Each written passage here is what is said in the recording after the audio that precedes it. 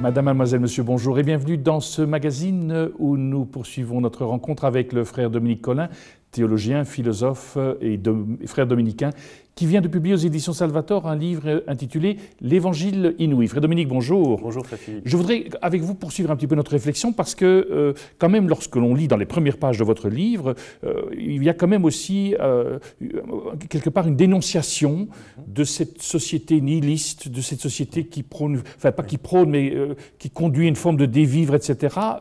Et l'Évangile semble être une réponse à cela. Oui, oui, tout à fait. Je pense que c'est toujours important de faire une sorte de diagnostic, en fait, de l'époque dans laquelle on est. Et ce n'est certes pas d'abord pour la diaboliser ou la condamner, mais simplement pour savoir dans quelle ère du temps on est. Le chrétien n'est pas extérieur au monde dans lequel il vit. Et l'Évangile, pour être une bonne nouvelle, il faut forcément qu'il vienne se faire entendre dans quelque chose qui n'est pas dans le monde dans lequel on est. Il n'y a pas que des bonnes nouvelles, ou plutôt, il n'y a pas qu'un rapport juste à la vie. Il y a aussi des forces de mort, en fait, ce que Freud appelait des pulsions de mort. Et aujourd'hui, on pourrait dire que ces pulsions de mort, c'est une sorte d'aspiration au rien. Et cette aspiration au rien reçoit un nom, en fait, en philosophie depuis Nietzsche, c'est le nihilisme. Le nihilisme, bon, un mot peut-être un peu barbare, comme tous les mots en isme, mais je donne toujours cette définition, c'est la volonté de néant qui devient le néant de la volonté. Une petite définition qui est économe en mots, mais qui est assez puissante. Et puis on peut la retenir et la servir quand on veut dans un repas entre le plat principal et le dessert. C'est quoi le nihilisme? Volonté de néant qui devient néant de la volonté. Volonté de néant, c'est quand on ne veut plus que des petits riens. C'est une sorte d'insignifiance, plus vraiment de désir dans des grandes aspirations. C'est une sorte de perte de tonus en fait. Et à force de ne vouloir que les petits riens, ces petits plaisirs, de ces petites jouissances d'un monde très consumériste, eh bien, le rien se retourne contre le désir lui-même. Et c'est une forme d'extinction du désir. On se laisse aller à la remorque de ses besoins, on se laisse aller à la remorque en fait de l'opinion ou des injonctions de l'époque qui deviennent de plus en plus... on ne se rend peut-être pas toujours compte de ça, mais on est dans des démocraties qui deviennent très, très normatives. Et en fait, ce nihilisme, c'est une sorte de laisser aller de nos aspirations de liberté, d'intelligence, de volonté, de désir. C'est aussi une forme de mort de vie spirituelle. Si on entend par vie spirituelle pas simplement des activités de piété ou de pratiques religieuses, mais simplement ce qui nourrit en nous la foi, l'espérance et l'amour. Quand tout ça va un peu à volo et qu'à la limite, le matin, on ne sait plus très bien pourquoi on vit, et surtout quand on ne sait même plus exactement ce que signifie vivre, il y a une sorte de laisser-aller de la vie.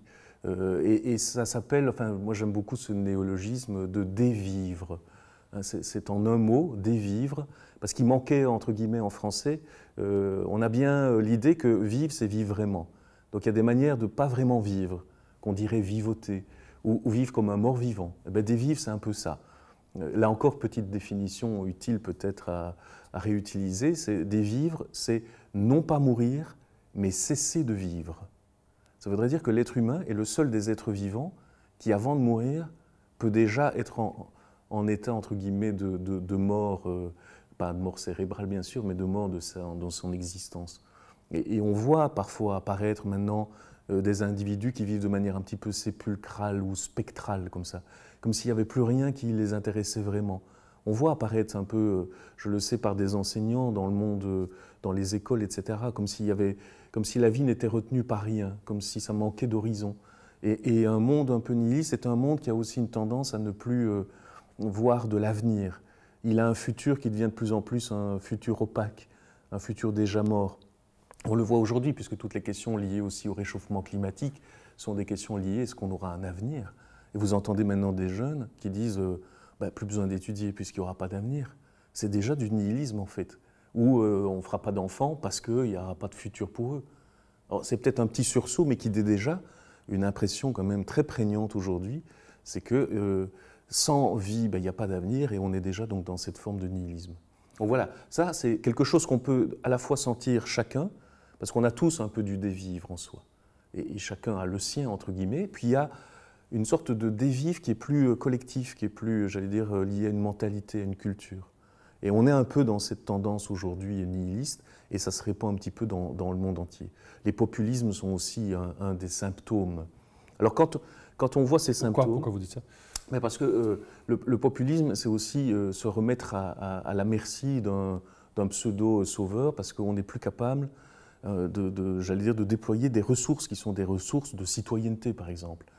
Faire du commun, c'est devenu une opération presque impossible, parce que le nihilisme conduit chacun donc à être simplement l'individu ou le moi-je qui n'a plus que ses petits besoins à combler, et même ceux-là, ça ne les comble pas. Par exemple, aussi l'industrie du divertissement ou du loisir, c'est on ne sait plus que faire pour ne rien faire. Et on est donc à la merci de quelqu'un qui pourrait à notre place décider des enjeux de notre vie. Donc ce besoin de se donner donc, des sauveurs qui sont en plus des sauveurs qui ne disent pas des choses très intelligentes, qui sont là juste pour augmenter, entre guillemets, notre insatisfaction et nous dire il suffit de consommer, il suffit... voilà, tout ça, ce sont des traits du nihilisme. Donc on voit qu'en fait, il y a une sorte d'imprégnation.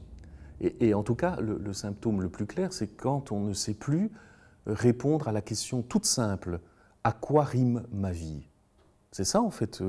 Si on n'arrive pas à donner une réponse à ça, pas une réponse intellectuelle, une réponse de vie, si on ne peut plus à la question, pour vous comme pour moi, répondre à quoi rime ma vie, c'est qu'on est déjà un petit peu travaillé, un petit peu imprégné de nihilisme.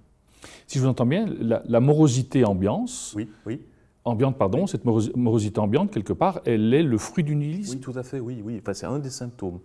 C'est toujours intéressant. Enfin, si on va chez le médecin, on montre des symptômes et on attend du médecin qu'il fasse un diagnostic qui aille un peu plus à la racine ou à la source. Eh bien ici, c'est un peu ça. Le nihilisme, si vous voulez, c'est la maladie.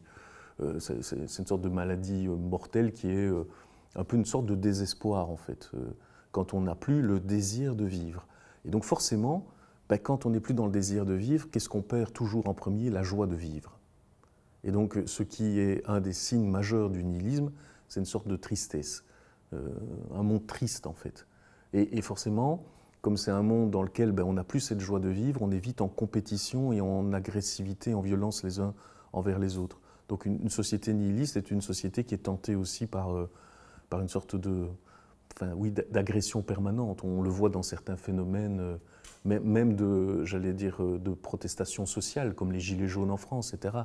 On sent que c'est difficile de faire du commun, puisque chacun est renvoyé à une sorte de vide, d'aspiration au rien. Comment est-ce qu'on peut faire ensemble une politique et une économie si chacun suit un petit peu cette pente où tout se vaut, tout s'équivaut, on ne sait plus ce qui a vraiment de la valeur ou ce qui n'en a pas, cette forme aussi d'équivalence, comme on dit, généralisée. Tout se vaut, ça veut dire rien ne se vaut. Donc pourquoi est-ce que je me lève le matin? Quel est mon combat? Quelle est mon aspiration? Pas seulement en termes d'effort, mais quel est ce désir de vie qui me fait être qui je suis, sans devoir revendiquer ma place ou condamner les autres à ne pas en avoir. Enfin, c'est ça la réponse. Donc je redis, si je ne peux pas donner une réponse à la question toute simple, à quoi rime ma vie, c'est qu'il y a déjà en moi une aspiration au rien. Et donc, l'Évangile, qui est l'expression de la parole de la vie, est donc tout à fait l'antidote à ce dévivre. Puisque l'Évangile dit ce que la vie nous communique pour être vraiment vivant. Donc nous avons à entendre de l'Évangile ce que signifie vivre vraiment, et l'Évangile permet donc de répondre à la question « à quoi rime ma vie ?» Donc si je vous entends bien, face à ce courant nihiliste, à cette morosité ambiante, etc., l'Évangile est la réponse qui vous paraît la plus adéquate aujourd'hui. Oui, tout à fait. Je pense qu'il faut le redire avec conviction et je vais dire avec enthousiasme, parce qu'on se demande mais comment et à quelles conditions l'Évangile pourrait encore être une sorte de transmission d'un héritage chrétien. Mais ici, on voit que la question, c'est pas comment est-ce que je transmets la coquille qui devient de plus en plus une coquille vide, ce que j'appelle en fait la chrétienté, on en dira peut-être un mot. Ici, le plus important, c'est l'enjeu pour les humains de ne pas être dans un monde qui condamne tout le monde à la désespérance. C'est ça le nihilisme, c'est être condamné à vivoter et à limite à aller vers le précipice et vers le ravin sans que plus rien ne vous retienne pour dire « vis parce que c'est bon de vivre ». Où est-ce qu'on entend ce discours qui dit qu'il est bon de vivre? On l'entend de moins en moins. Mais dans l'Évangile. L'Évangile, puisqu'il est la parole de la vie. Donc, entendez bien que ce n'est pas l'Évangile comme le bien et l'héritage des chrétiens, comme si parce que Cet inouï de l'Évangile peut ne pas être entendu par les chrétiens. Et il peut être entendu par des gens qui ne le sont pas. Pas nécessairement parce qu'ils ont un rapport, j'allais dire, de référence à l'Évangile, mais tout simplement parce qu'ils ont découvert aussi que la vie, ça parle, et peut-être auront-ils à un moment donné la chance d'entendre que l'Évangile, ce n'est que ça. L'inouï, c'est que pour les chrétiens ou pour les croyants comme pour les incroyants, que si on veut entendre ce que la vie dit pour nous communiquer la vie, eh ben, j'allais dire le plus court chemin, c'est d'aller l'entendre du côté de l'Évangile. Nous y reviendrons. Nous arrivons déjà au terme de ce magazine. Merci d'être resté avec nous. Au nom de toute l'équipe qui l'a préparé, il me reste qu'à vous souhaiter une excellente journée. À très bientôt.